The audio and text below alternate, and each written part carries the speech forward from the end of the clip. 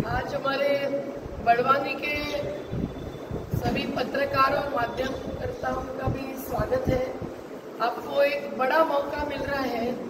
आप जबकि नर्मदा घाटी के बसे हुए और नर्मदा के साथ आस्था और जीवन के साथ जुड़े हुए साथी हैं, तो आज देश के ब्रह्मपुत्रा से लेकर पेरियार तक के लोग यहाँ पधार रहे हैं और कुछ 2-4 कल सुबह पधारेंगे, लेकिन आज जो आए हैं वो आपके सामने है, जो अपनी अपनी नदी बचाने के लिए क्यों संघर्ष कर रहे हैं। आज उनकी एक एक की नदी, मुख्य नदी और इसकी सहायक नदियां जिनको उपनदियां कहते हैं, उसकी क्या स्थिति है। और नर्मदा घाटी के समस्याओं को तो आप जानते ही हैं, पर नर्मदा नहीं, हर नदी का जल, उसके किनारे, उसके पहाड़, घाटी की जमीन, भूजल और भूपृष्ठ जल, जंगल, जिसके कारण नदियां बहती रहती हैं, ये सब पर क्या असर आ रहा है, क्यों असर आ रहा है। और देश की 200 नदियों की स्थिति भी आप देखेंगे तो उसकी आज दुर्दशा क्या हो रही है। और नदी बचाओ कहते हुए हम लोगों को क्या क्या करना चाहिए, इस पर एक बड़ा सम्मेलन कल 16 सितंबर के रोज बड़वानी में, नवलपुरा में आयोजित हो रहा है। तो आज हमारे बीच में काफी जो साथी उपस्थित है वो सब पर्यावरणविद है। एक प्रकार से उनका अभ्यास है, उनका अनुभव है, उनकी विशेष जानकारी है, उनका संघर्ष और निर्माण का कार्य भी है।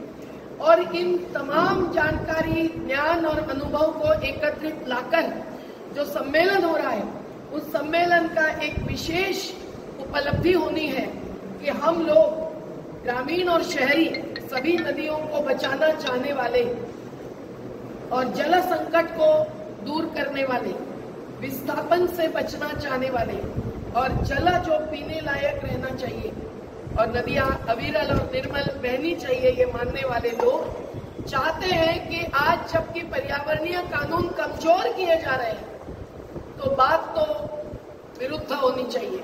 बात होनी चाहिए एक एक नदी बचाने के लिए एक विशेष कानून पारित करने की। और इसके लिए आज एक विधेयक पर काम करते हुए सबके सलाह, सूचन और इनपुट्स लेते हुए हमने जो मसौदा बनाया है, वो मसौदा कलम समाज के सामने रखने जा रहे हैं।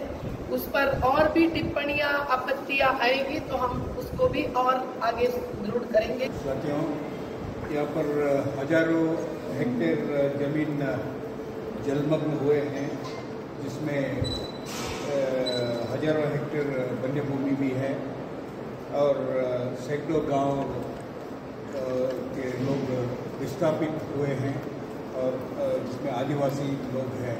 और आप लोग जानते हैं कि पिछले 38 साल से नर्मदा बचाओ आंदोलन के नाम से मेधावी जी के नेतृत्व में यहाँ पर आंदोलन चल रहा है और हम लोग सब उन्हीं के साथ कई साल से जुड़े हुए हैं।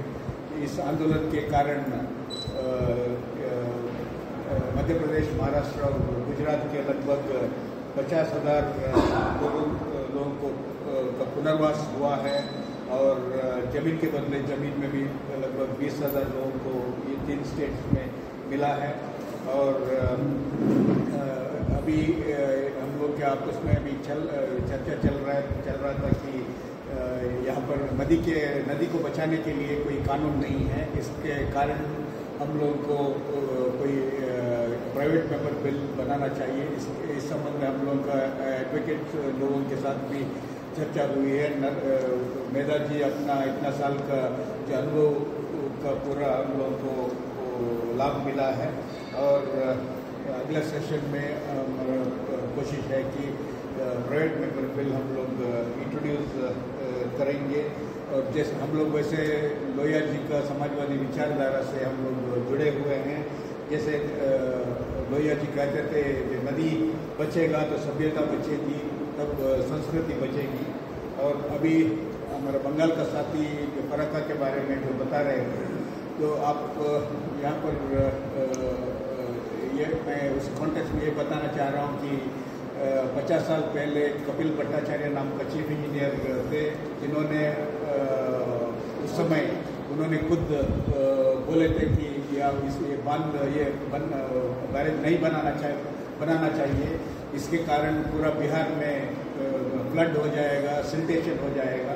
उस समय उनको बोला गया कि ये एंटी नेशनल है और ये सब पागल है, एंटी नेशनल, ये सब चीज़ बताया गया। अभी आज हम लोग को 50 साल के बाद दिखना पड़ रहा है कि उसी के कारण वहाँ पर सिल्टेशन है और उसी के कारण बिहार में बारिश के सीज़न में लगभग 2/3 प्रदेश वहाँ पर जलमग्न होता है।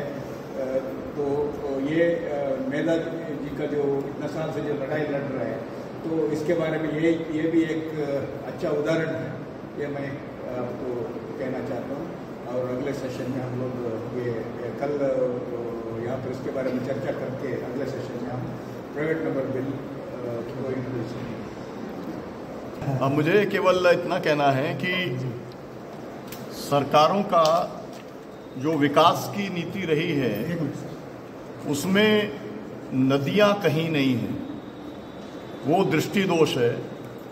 विकास की वैकल्पिक अवधारणा को लेकर के नर्मदा बचाओ आंदोलन ने जो 38 वर्षों में संघर्ष और निर्माण का जो अनुभव हासिल किया है और जो अभी यहाँ पर अलग अलग नदी घाटी और नदी के किनारे रहने वाले जो साथी हैं संघर्ष करने वाले, वो आज बड़वानी में इकट्ठे हुए हैं और सबका प्रयास ये है कि अकेले एक नदी के ऊपर आपने देखा कि गंगा के ऊपर लाखों करोड़ रुपया खर्च करने की बात हुई, लेकिन एक नदी से काम नहीं चलेगा। देश की सभी नदियों को बचाना पड़ेगा। अगर अलग अलग नीतियां बनाई जा सकती हैं तो नदियों को लेकर भी एक नीति बनानी पड़ेगी, कानून बनाना पड़ेगा। उसी विधेयक का प्रारूप जो है वो तैयार करने के लिए सभी साथी यहाँ पर आए हैं। वो प्रारूप को जिस तरीके से किसानों ने, आपको याद होगा कि किसानों ने कर्जा मुक्ति को लेके और समर्थन मूल्य की कानूनी गारंटी को लेकर के 2 अपने विधेयक पेश किए थे लोकसभा में, राज्यसभा में। उसी तरीके से नदी को लेकर के हम लोग तैयार करेंगे मेधा जी के नेतृत्व में, और हमारे जैसा सांसद यहाँ पर हैं अभी अनिल हेगड़े जी, इसी तरीके से इंडिया गठबंधन के जो अन्य सांसद हैं सभी से बातचीत अनिल हेगड़े जी की चल रही है और सबकी ओर से सामूहिक तौर पर एक प्रस्ताव दिया जाएगा और कोशिश होगी कि सरकार उसको अडॉप्ट करे, ताकि जो पूरे देश के संघर्ष और निर्माण करने वाले जो साथी हैं, जिन्हें मोदी जी आंदोलन जीवी कहते हैं, उसका कुछ सार्थक नतीजा निकल सके और देश की नदियों को बचाया जा सके। जो बात अनिल हेगड़े जी ने कही थी, नदी बचेगी तो सभ्यता बचेगी, संस्कृति बचेगी, देश बचेगा।